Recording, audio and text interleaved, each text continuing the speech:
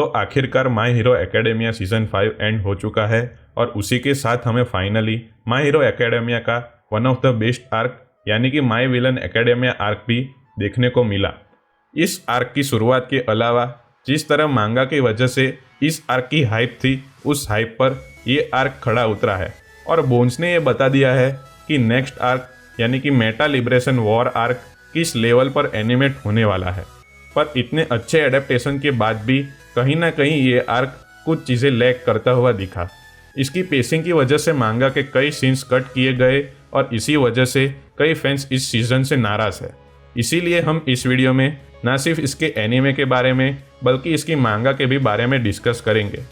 और इस वीडियो को शुरू करने से पहले मेरी आप सबसे एक रिक्वेस्ट है कि अगर आपने अभी तक इस चैनल को सब्सक्राइब नहीं किया तो प्लीज़ इसे पहले सब्सक्राइब करें, क्योंकि अगर सब्सक्राइबर बढ़ते हैं तो आगे दूसरे वीडियोस बनाने की मोटिवेशंस मिलती है।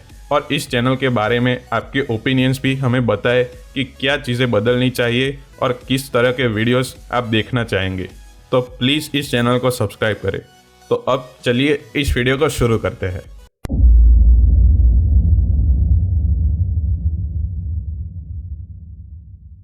एनीमे में माय विलन एकेडेमिया आर्क काफ़ी कन्फ्यूज़न के साथ शुरू होता है, जहां पर हमें सीज़न 5 में पहले इस आर्क की छोटी सी झलक दी जाती है और बाद में सीधा एंडेवर एजेंसी आर्क दिखाया जाता है, जहां पर मांगा में हमें टोडोरोकी और बाकुगो के प्रोविजनल लाइसेंस वाले सीन के बाद सीधा माय विलन एकेडेमिया आर्क दिखाया जाता है। और ये आर्क शुरू होता है जिरेन के किडनैप से और वहीं हमें पैरा लिबरेशन आर्मी बिजनेस के नाम पर कैसे अपने एजेंडा को फैला रही है ये दिखाया जाता है। और वहीं हमें जिरेन जो सिर्फ एक ब्रोकर था वो भी कितना लॉयल था वो हमें दिखाया जाता है और इसी वजह से क्यों लीग उसे बचाने गई वो हम समझ सकते हैं, जहाँ पर एनीमे में ये काफ़ी चीज़ें कट की गई है। और उसके बाद और एक बड़ी चीज़ एनीमे में कट की गई है वो ये है कि लीग कैसे ऑल फॉर वन के हारने के बाद अपने सर्वाइवल के लिए स्ट्रगल कर रही थी। वहाँ हमें देखने को मिलता है कि लीग छुपने के लिए एक जगह से दूसरी जगह मूव करते रहते थे और कुरोगिरी को इसी बीच जायंटो माकिया को ढूंढते टाइम पकड़े जाते हुए हमें दिखाया गया। मांगा में हमें लीग के सर्वाइवल टाइम में एक और भी छोटी सी फाइट देखने को मिली थी, जहाँ पर लीग जब एक जगह पर छुपने के लिए जाती है तब वहाँ ऑलरेडी एक दूसरा एविल ग्रुप भी छुपने के लिए रह रहा होता है। पर इस फाइट के अलावा हमें लीग के मेंबर्स के कैरेक्टर्स को भी दिखाया जाता है और हमें दिखाया जाता है कि क्यों लीग के मेंबर्स इतनी मुश्किलों के बाद भी लीग से जुड़े हुए हैं। उसके बाद ऑलमोस्ट सभी चीज़ें मांगा से परफेक्टली एडेप्ट की गई है और यहीं से एनीमे में माय विलन एकेडेमिया आर्क शुरू होता है। एनीमे में ये आर्क सीधा माकिया के इंट्रोडक्शन से ही दिखाया जाता है, जहाँ पर माकिया अपने मास्टर ऑल फॉर वन के सक्सेसर को बिना वर्दीनेस के मास्टर नहीं मानना चाहता, क्योंकि ऑल फॉर वन इतना पावरफुल था और इसी वजह से माकिया उसकी इतनी इज्जत करता था और इसी वजह से वो किसी और को अपने मास्टर की तरह नहीं देख सकता था। यहाँ एक बात काफ़ी क्लियरली बोली गई है कि जायंटो माकिया काफ़ी पावरफुल है और बैटल में उसकी पावर और भी ज़्यादा बढ़ सकती है। और माकिया के इतने पावरफुल होने के बावजूद भी शिगाराकी उससे लड़ता है और सर्वाइव करता है। ये चीज़ दिखाती है कि शिगाराकी ऑलरेडी कितना पावरफुल था। उसके बाद पैरा लिबरेशन आर्मी के साथ फाइट में हमें टोगा की बैक स्टोरी देखने को मिली और ये देखने को मिला कि टोगा अब जिसका ब्लड यूज़ करे उसके फिजिकल अपीयरेंस के साथ साथ उसके क्वर्क को भी इस्तेमाल कर सकती है, क्योंकि हमें क्वर्क्स को शुरुआत से ही फिजिकल एबिलिटी की तरह दिखाया गया है। यानी कि अब टोगा पहले से ज़्यादा खतरनाक हो चुकी है, क्योंकि दूसरों के अपीयरेंस और क्वर्क को कॉपी करके टोगा कहीं पर भी इन्फिल्ट्रेट कर सकती है और लीग को आसानी से इन्फॉर्मेशन दे सकती है। और यहीं पर हमें ट्वाइस की बैक स्टोरी दिखाई गई और ट्वाइस की बैक स्टोरी काफ़ी सैड थी, पर उसके साथ ट्वाइस की बैक स्टोरी इस शो के प्लॉट को रिप्रेजेंट कर रही थी।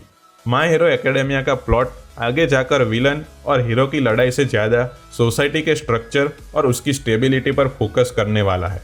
और वहाँ ट्वाइस जैसे कैरेक्टर्स को विलन दिखाकर ये बताया जा रहा है कि वो लोग बुरे नहीं थे, पर जिस तरह उन्हें इस सोसाइटी ने अलग समझकर बाहर फेंक दिया ये उन्हें विलन बनाता है और इसी वजह से वो लोग सोसाइटी के करंट स्ट्रक्चर को बदलना चाहते हैं। इसी के साथ ट्वाइस हमें अपनी एंग्जाइटी और फियर से बाहर आता हुआ दिखा।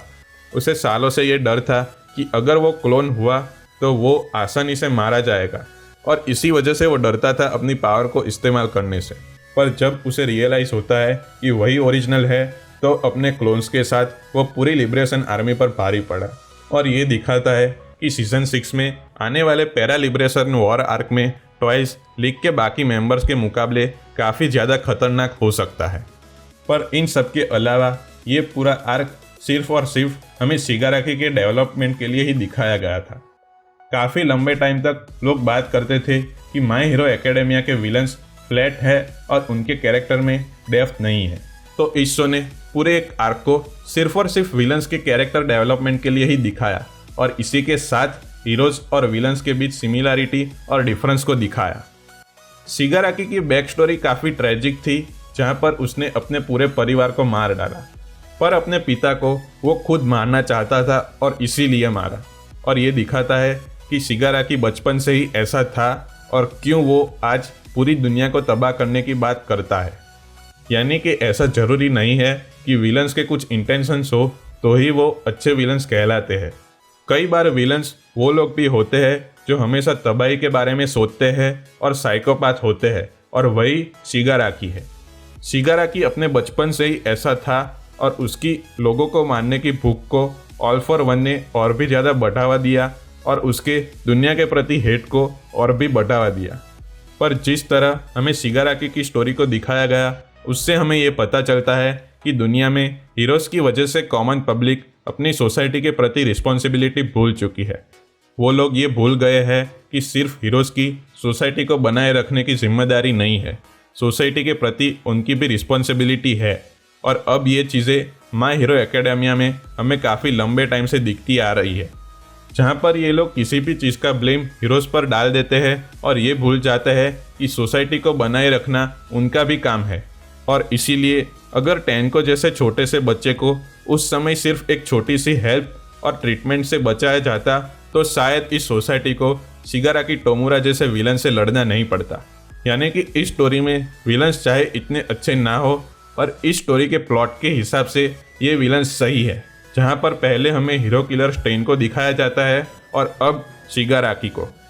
और अब जब लीग के पास पैसा, पावर और पैरा लिबरेशन फ्रंट की पूरी आर्मी है, तो पूरे जापान के लिए ये चीज़ काफ़ी खतरनाक है और ये चीज़ खुद हॉक्स ने बताई है।